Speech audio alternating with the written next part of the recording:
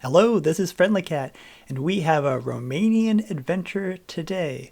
We're going to be doing this on ahistorical because I do enjoy playing ahistorical.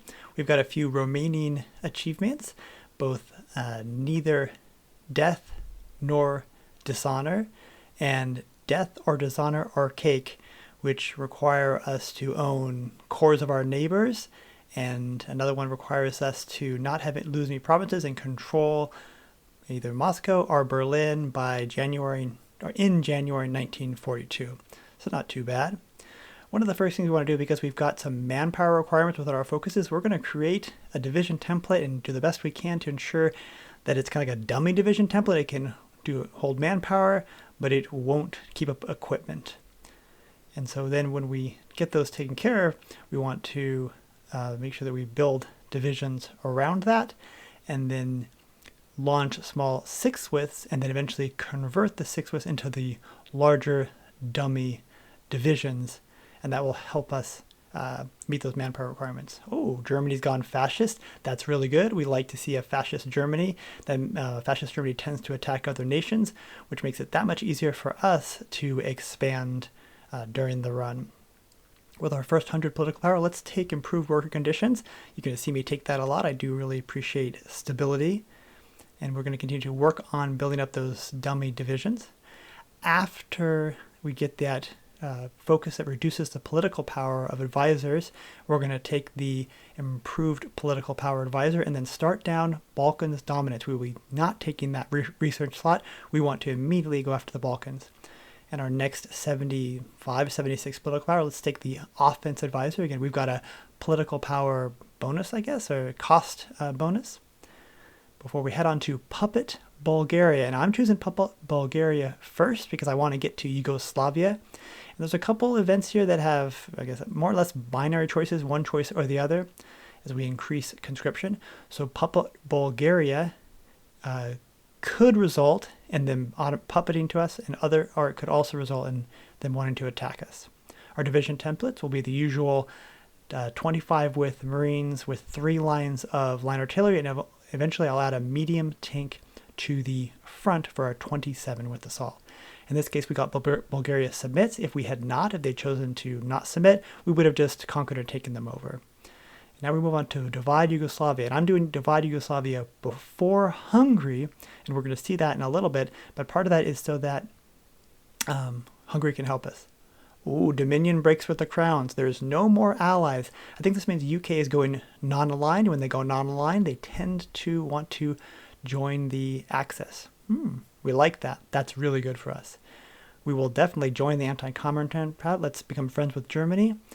And at the same time, Italy got into a civil war. Democratic Italy. That's too bad for Mussolini.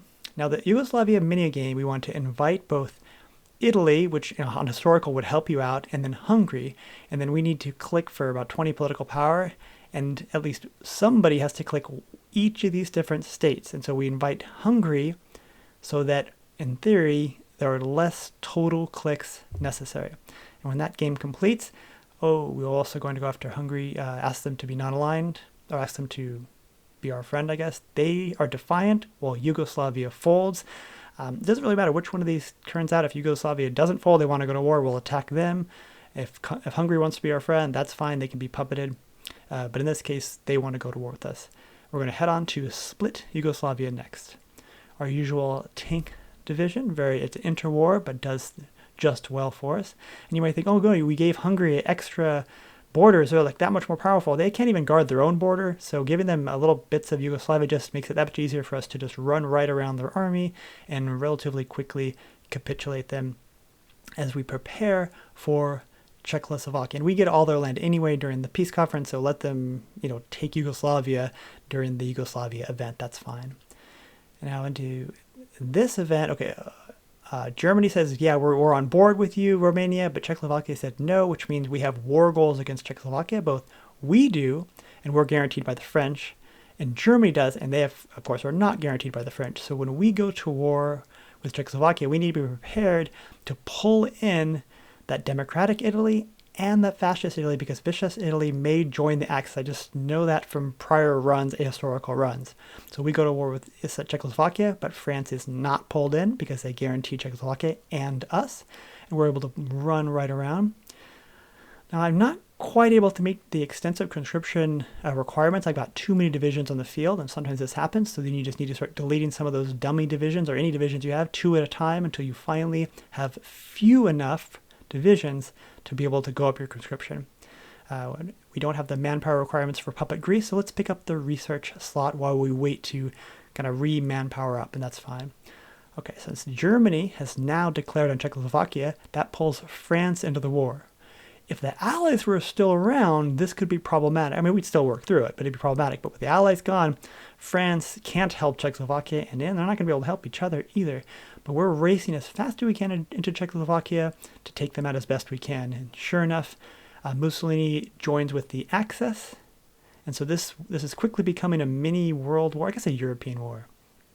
And we took enough of Czechoslovakia to get the war support or war score. And so we took all of Czechoslovakia and then promptly joined the Axis after the peace conference so that we don't give any of our war score to Germany. The king throws a lavish party. We're going to get these events throughout the whole game.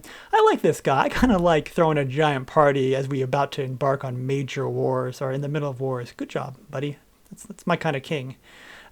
Democratic Italy, they were having a hard time finishing off fascist Italy. So Mussolini, I got you, buddy. We're coming to help you out. And sure enough, we're able to race right through democratic Italy, capitulate them. We can't really take any of their cores, but I do take their fleet. And the fleet is currently bottled up behind the Bosporus Straits. I can't get out from Turkey, but I will use it later. And that was the priority, not the land. I really like that fleet. Usual mixed role airplanes for me. I'm going to actually make these fighters because Romania has a national spirit, which reduces the cost to produce fighters. Normally I'd have bomb blocks on the front for the cast agility bonus later in the battlefield doctrine. But in this case, we're going to go fighters for the cheaper fighters, less expensive fighters. Attacking France isn't too bad. Keep in mind they're at war with Germany. It's the middle of July, so once our cavalry push out, we're able to start down the secure Greece focus and just kind of race into open France. They're having a hard time stopping Germany, and we just continue to expand out. Here's that lone cavalry. This is kind of like the goal. Pin, hold enemy divisions as much as possible, and use our numbers to move around them. And there we go. France is gone. I really should pick up more France, but my priority is their fleet. So I got a fair amount. Got Africa and northwest France, and Germany got probably more than I think they should have, but I can live with that. We'll take the military spirit to be able to make these large cavalry divisions. Later on, we will add a military police supporter company. Very helpful for pseudo-world conquest, which is what this is. We'll also help out our fascist Ethiopia bros. Don't worry, folks, I help you. I can't take any of that land either, but help you finish off your Ethiopia enemies. On to Belgium. Now we've got a little bit of time, and we want to head into Belgium. Canada kept the pseudo-allies alive to the Commonwealth of Nations faction, and they guaranteed Belgium, which is expected. So that means I need to eventually find my way across the Atlantic if I want to end this war. I need to take out Canada as the faction leader. Moving through Netherlands and then on to Greece. Greece left Athens alone. Keep in mind that Bulgaria is my puppet, so they do have to kind of guard that border, and they just didn't have enough troops to guard everything. I'll take it. Ooh, Turkey is now guaranteed by Denmark. Denmark decided to make their own faction. You know, I'm still in the Axis, and Denmark is right next to Germany. Are you sure it's wise? You shouldn't really do something like that, would you? But it looks like they did. And this is one of the cool things about having Marines, which is what we're using here, is that we can cross the straits. Crossing the straits frees up the fleet. That means our fleet can finally get out of the Black Sea and head out to do damage. And meanwhile, just like in France, we're going to try to make these cavalry divisions kind of break out into the open and use them to cheaply and quickly capitulate Turkey. Before moving on to Poland. Poland is one of the countries that we need to own the cores, but if we didn't, we would still take them out just to expand. Poland is in a civil war, so we're going to hold the civil war until we actually are at war with both parts, just to ensure there's no unfortunate activity. In the peace conference, I didn't get enough war score to even get a single core, so I will have to eventually take out Canada anyway, but that's fine. Denmark, because Norway's in the Axis. I think them and Sweden had too many divisions maybe guarding that border, and they're trying to guard against Germany, so they couldn't defend their home, and they go to the peace conference, and I take all of them out. On to Canada, and I might add that we're not inviting or asking Germany or any of the Axis nations to join our wars, so we get all of the war score, and we will have no problem taking out Canada and just, I guess, slowly crossing the snowy areas. I'm definitely feeling really good now. We're far past the point of failure, and so maybe just clean up United States. Oh, Mexico declares war against the United States. That's bad timing for the U.S. You better run south to the border, better guard your Mexican border, which leaves your borders completely open to us to the north. It just happens to be really good timing. We naval invade from the southeast, from the west, and are heading in from the northeast. There's not a lot of fighting because the American army is on the border with Mexico. We get all of the war score and a couple compliance governments. So we've got high compliance, and now we are just really powering up, as if we weren't powered up enough, as it were. Italy left the Axis. I'm not sure why they did that. I just haven't played enough historical games to see that, but they did, which means we can attack them. We are still in the Axis, by the way, and we will just take them out, and they will split into civil war, but they don't really have much of an army, at least compared to ours, so we'll take them out, and just like that, another country down, and we'll become more and more powerful as we prepare for our war with Russia. Now, as it turns out, Russia is right on our border, so they could conceivably take Bessarabia, which would defeat one of the achievements because we have to hold all of our cores. We can never lose them.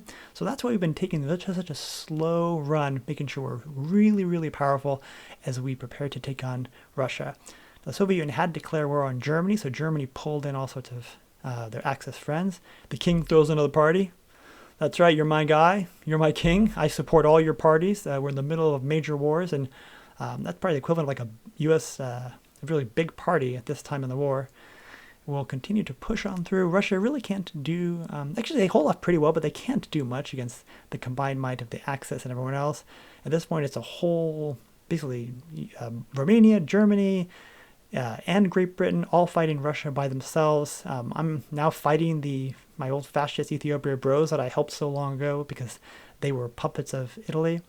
And with another compliance government finishing, no peace conference. Okay. Oh, yeah, that's right. Because communist Portugal is a major, so we have to defeat them. All right. And now we've got a peace conference. Very important. We must hold Moscow. Must take Moscow in the peace conference. In this case, I've got enough war score that I can take all of Russia. And now it's just a matter of building into Bulgaria and then annexing them because they are our borders and they are a border country and we need to hold their core. And then we just speed 5 and just sit back and make it to January 1942 to complete the second achievement. And we've done it. We've done it. We've completed both achievements. Romania is very powerful. They are a non-aligned country and they've got a little bit of challenges with the justifications and their manpower requirements, but they're a lot of fun. I really enjoyed playing Romania. I hope this helps you on your run. If you have any questions or comments, please feel free to leave in the comments below or any ideas.